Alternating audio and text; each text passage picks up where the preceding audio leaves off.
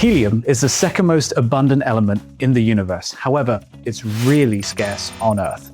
About 5.2 parts per million of the Earth's atmosphere, or that's about 0.00052%. It's created naturally over millions of years through radioactive decay deep under the Earth's surface.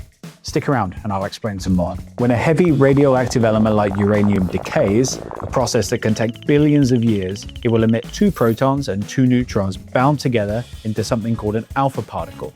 That, upon interacting with the environment, gains electrons. Guess what? Becomes helium.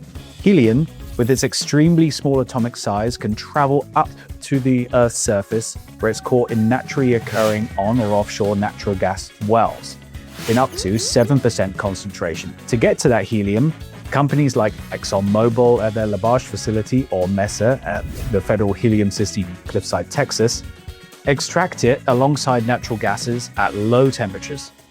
And then they use those low temperatures going lower and lower and lower to separate them. This is a process called fractional distillation.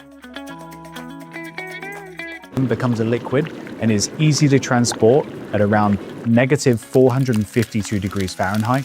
And by comparison, liquid natural gas is a liquid at only -260 degrees Fahrenheit. So separating the two. The helium is then purified and then transported in its liquid form in specialty cryogenic containers. But that's when the problem starts.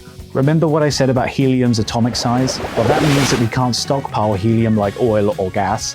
Not only is it incredibly resource intensive to keep helium at -452 degrees Fahrenheit in specialty containers, but as soon as it begins to warm, helium can diffuse or pass through a container and simply disappear into the atmosphere. So once it's outside of the Earth's crust, it's really like use it or lose it situation. And as we're finding out, this is playing a key role in this geopolitical crisis. In the second chapter, we'll talk about the global shortage and how it's impacting the markets and businesses like yours at home. But remember, if you don't follow us, you won't hear the rest of the story.